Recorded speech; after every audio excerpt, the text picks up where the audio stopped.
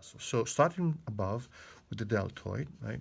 So this is the anterior, that's the pectoralis here, the face is directly this way. That's the back, right?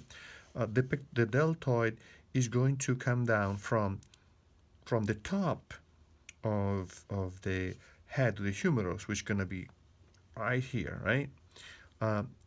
Just above the head of the humerus, down halfway the length of the upper arm. It looks a lot, but it's really what it is, right?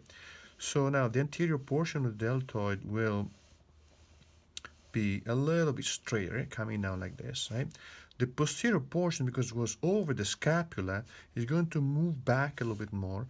So from here, then it moves forward, and that's the shape of the deltoid, okay, more or less, with a good approximation, right?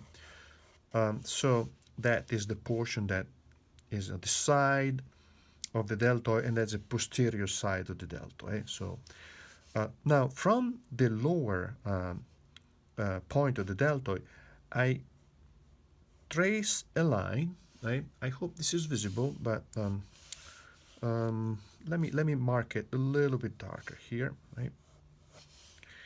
Actually, now that I've drawn the basic shape, the stereometric volumes of the arm and upper arm like this, let me mark them a little bit more so you have time to draw it accurately with me. What I'm going to do as I start defining the muscular volume, I'm going to switch to a color.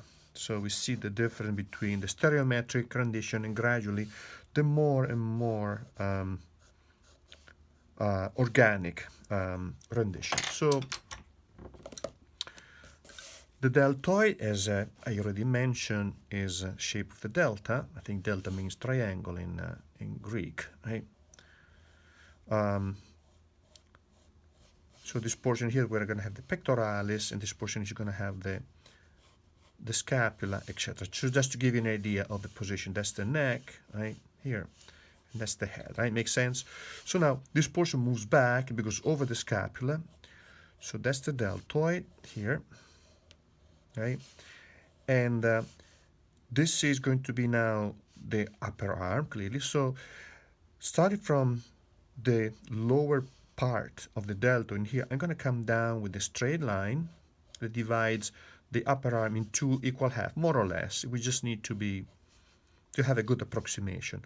As I reach the lower third, see that from here to more or less the lower third, the lower quarter of the upper arm, I'm going to take a sharp turn to the front and then a sharp turn to the back, going here at the base of the upper arm.